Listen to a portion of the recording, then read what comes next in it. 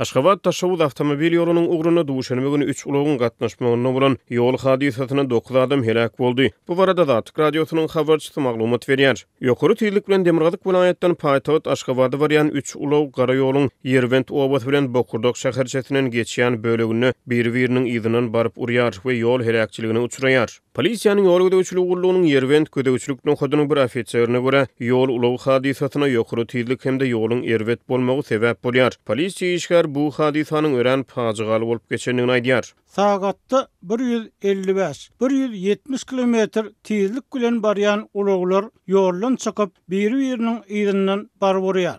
18 ýyllyk iş tejribemde şeýle paçygaly ýol helakçylygyny görmedim. Diýip polisiýanyň kapitany aýdýar. Helakçylykda wepat bolan adamlaryň şahsiýetleri barada jekmejeklik ýok. Bu wakanyň ýa-da magistralyň Daşawuz ugru boýunça hereket çäklendirildi. Datyk radiosynyň habarçysy bilen gurulmda bolan polisiýa işgäri ýoluň bir ugru boýunça ýapylmagynyň İçeri işler ministriniň buýrugy esasyna ýerine ýetirilýändigini aýdýar. Bu magistral İçeri işler ministriniň buýrugy esasyna Daşawuzda gatnaýan ulaglar üçin ýapyldy.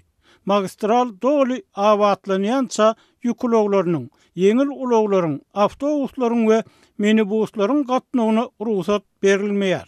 Diýip polisiýa ofiseri aýtdy. Bu aralykda hereket çäklendirmesi bilen gara ýol arkaly Daşawuz vilayatyna aşmagy tynanşan müňlerçe ýolagçynyň öňü baglandy. Datyk radiosynyň habarçylary birden artan talabyň arasyna bu ugru boýunça howa we demir ýol biletleriniň hem tapdyrmaýanyny habar berýärler. Türkmenistanyň döwlet mediasy elektron näşrler Aşgabat Daşawuz gara ýolunyna bolan ulag helakçylygy we munyň ýa-da magistralda bir ugru boýunça gatnawyň togtadylmagy barada habar bermeýär. İçeri işler ministrligi hem ýurtda bolup geçen ýol helakçylykları barada hasabat vermeýär. Datyk radiosynyň habarçylary ýurdun şäherine bolup geçen ýol ulag hadisalary barada ýergiderlik habar berýärler. 19-njy iýulda Daşawuz vilayatynyň Saparmat Türkmenbaş etrawyna bolan ulag helakçylygyna 5 adam wepat boldy. Bir adam maý aýynyň soňky hepdesine Daşawuzdan Könürgen şäherine barýan ziyaret kerwany ýol ulag hadisasyna uçrap bu helakçylykda 15 adam öldü. Şonu gady üçinçilik edaralarynyň işgärlerini Sewitin ýeri ýadygärlikler toplumuna ziyaret alyp barýan bir minibus we Toyota Sienna kysymly bir mikrobus Boldumsaz etrawynyň goloýuny ýoldan çykyp paçygaly helakçylyga uçurdy. 9-njy aprelde Derwedäniň goloýuny Aşgabat Daşawuz gara ýolunyň ugruna bolan beýlik bir ýol hadisasyna 5 adam wepat boldy. Şonu polisiýanyň ýol gödäwçiligi gurulunyň işgäri Toyota Avalon kysymly yeňil awtobulagyň ýoldan çykmagy netijesinde bolup geçen ulag helakçylygyna avtomagistraldaky çykonaklaryň sebäp bolanyny aýtdy.